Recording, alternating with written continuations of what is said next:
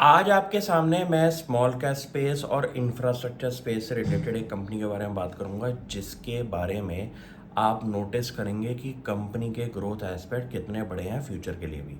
Company का नाम है स्किपर और कंपनी ने एक साल के टाइम पीरियड में एक तो बहुत बढ़िया लेवल पे रिटर्न्स भी दिए शेयर होल्डर्स को और फ्यूचर के लिए भी कंपनी कॉन्फिडेंट है similar kind of profitability growth के लिए भी। कंपनी की मैनेजमेंट ने बोला है कि अगले 2 से टाइम पीरियड के अंदर कंपनी को लगता है 20-25% की ग्रोथ रेट कंपनी मेंटेन कर सकती है और इस साल कंपनी ने 130% की पैट ग्रोथ दी है। साथ में आप नोटिस करेंगे कि रेवेन्यू ग्रोथ भी कंपनी की 66% की है। ये नंबर्स पे फोकस करना इसलिए इम्पोर्टेंट है क्योंकि इंडिया में इंफ्रास्ट्रक्चर बूम जो चल रहा है उसके रिलेटेड आप जितनी कंपनीज आइडेंटिफाई कर सकें ज़्यादा बेटर रहेगा, क्योंकि आने वाले टाइम पीरियड में यहाँ पे बहुत ज़्यादा गवर्नमेंट प्रोजेक्ट्स भी हैं और प्लस प्राइवेट पार्टिसिपेशन भी दिखाई देती है। सिंपल सी बात है कि स्किपर कंपनी आइडेंटिफाई करने से पहले मैंने कुछ क्राइटेरियाज देखे होंगे जिसके बारे में आगे बात करूँगा। सिंपल सी बात है, कंपनी एक प्रेफर्ड सर्टिफाइड कंपनी है as a vendor to power grid corporation of India. Google पे सर्च करिए, power grid corporation of India जो कंपनी है वो करती है, इंडिया की नंबर 1 ट्रांसमिशन कंपनी है जिसके पास 85% से ज़्यादा का मार्केट शेयर है ट्रांसमिशन लाइंस के अंदर। वहाँ पे कंपनी को एक तो सर्टिफिकेशन जो मिली हुई है एज अ प्रेफर्ड वेंडर की, इससे एक मार्केट में आपकी गुडविल बनती है कि एक ग्रेड ए लेवल कंपनी आपकी वेंडर को सर्टिफिकेशन दे रही है एज अ प्रेफर्ड वेंडर। यहाँ से आप बाकी कॉन्ट्रैक्ट्स भी जीत सकते हैं जो कि आपके बाकी कस्टमर्स आपको मिलेंगे।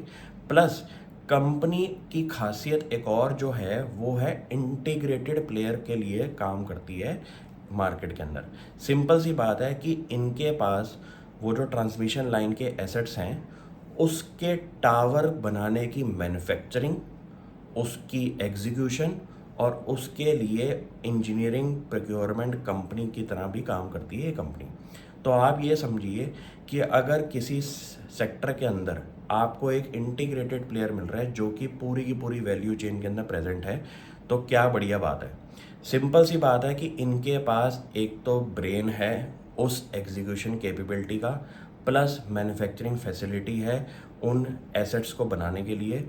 और सबसे बड़ी बात क्या है कि जितने भी आपके ट्रांसमिशन लाइन के टावर्स हैं, कंपनी का कोर नीश एरिया ही वही है।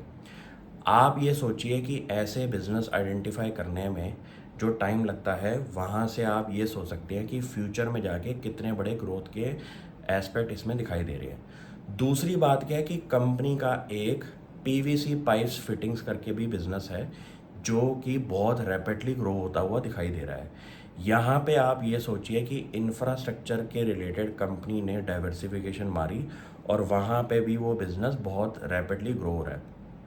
एक अच्छी कंपनी की खासियत क्या है कि वो अपनी रेवेन्यू लाइन के जो सेगमेंट्स हैं उनके ऊपर कितना फोकस है। एक तो उनका कोर बिजनेस हो गया आपके टावर खड़े करने का। सिंपल सी बात है कि आपने एक डाइवर्सिफिकेशन मारी इंफ्रास्ट्रक्चर के अंदर ही, वहाँ पे भी आपकी ग्रोथ रेट दिखाई दे रही है पीवीसी पाइप्स के अंदर।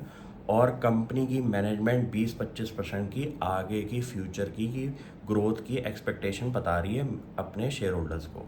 ये कंपनियां पकड़ना शुरू करिए क्योंकि आने वाले 10 साल आपको पता भी नहीं है कि कितने बड़े होने वाले हैं इंफ्रास्ट्रक्चर कंपनीज के लिए। Thank you.